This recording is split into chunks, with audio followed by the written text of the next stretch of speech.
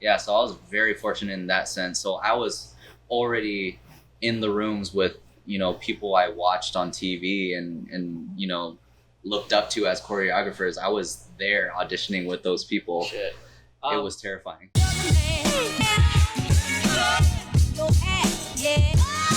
You said you were from the Bay Area. When did you know you had to take the leap to come to LA? And I get that a lot because I actually recently got DM'd from someone. I think they live in I think Minnesota, and then she's got like an unsupportive family, saying like, "No, you're wasting your time." So it's like it's a common thing. I feel like a lot of artists get to move to LA since it's where the majority of the entertainment industry is. Like, how did you know when it was time to go, and how did your family or support system feel?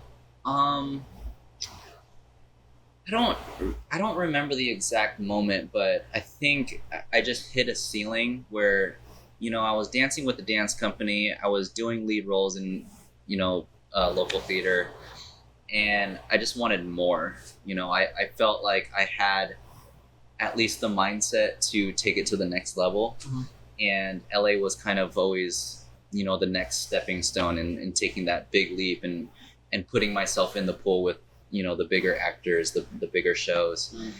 And, the family fully supported it. They always knew, ever since I was a kid, I was a ham. I always liked to be in front of the camera and, show off and whatnot. A ham? Yeah. What the hell? I've never heard Ham, this. You never heard this? I know hard as a motherfucker, but not ham. As People say, like, you're such a ham. Like, you're obnoxiously, like, in I've never spotlight. heard this term. Really? Wow. Maybe that's just me. But yeah, they fully supported like the move to LA.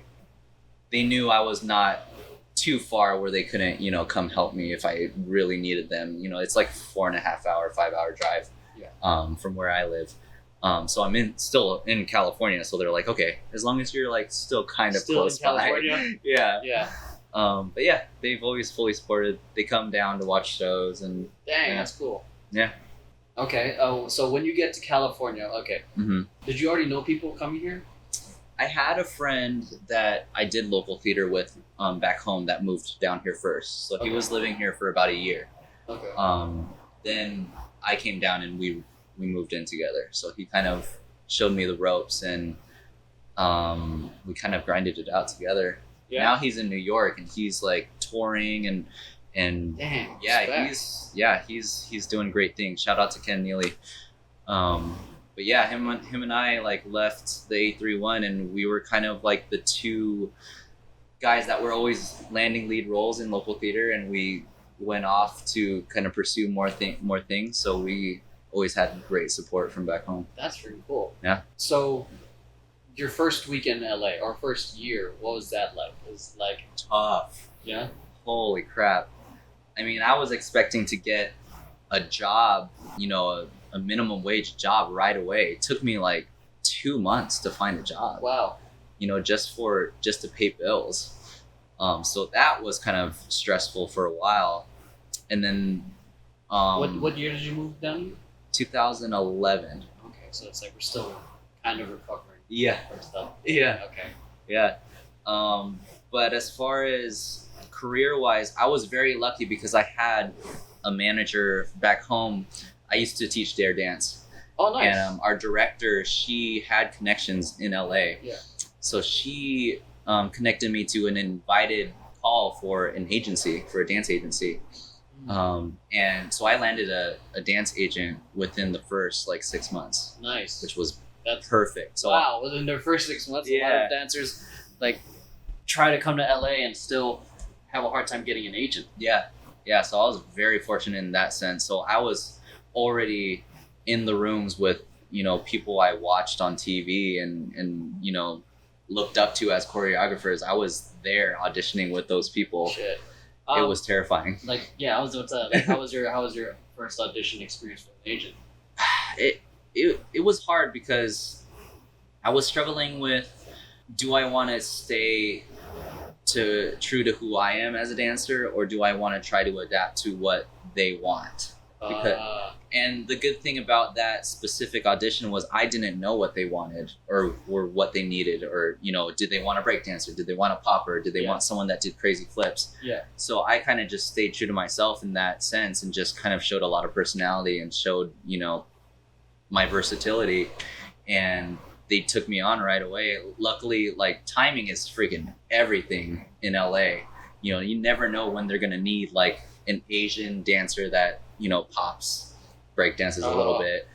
I was right in the correct timing for that one, so they picked me up, and yeah, we're off to the races. Respect, dude. Are you still with that agent? No, I'm with a different agency now. Okay. Yeah. Dang. So describe, I'd say, like, having to balance your, you know, you're getting these gigs, or you got your first agency, but the reality of like a working dancer, so to speak. So some people are asking, can I just go there, get an agent, and I'm good? Or do I have to get a regular job in the meantime while, you know, trying to do these auditions? Yeah. I mean, I'm not going to lie, it's hard. And the path that you think you're going to take to get where you want to go is not going to be that path. I've found that my dreams and aspirations have changed a lot from when I first moved out here, just because of curveballs or anything that was thrown at me that I wasn't expecting. But it's a struggle. I mean, I always say, get a job, get a serving job, suck it up, and, you know, get those jobs that are going to allow you to practice your craft while you're, you know, living. Yeah. You have to live. So those people that just like all they do is dance and all they do is, you know, drain their savings, those people don't stay in LA very long. So I always say be practical about, you know, your living situation and your income, but at the same time you have to find those jobs and that balance to pay your bills and live comfortably, because that fuels your arts and your creative, you know, intentions and all your endeavors. That basis of your living is kind of really important. Yeah, I think that's a reality that a lot of people refuse to accept is a possibility. Because, you know, people say there's a whole thing like follow your passion. Yeah, follow your passion, but doesn't mean your passion is going to pay the bills right off the bat. Yeah.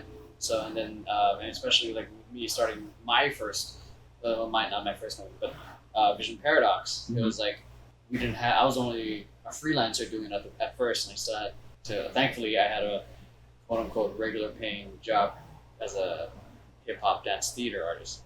But still, I think if your basic needs aren't taken care of, then you do things that are like short term. You start doing desperate actions instead of actions that are like more long term. Right. You know what I mean? Right. Because some people are like, oh, I'm only going to do this if I can get paid because I need to fucking pay rent next week.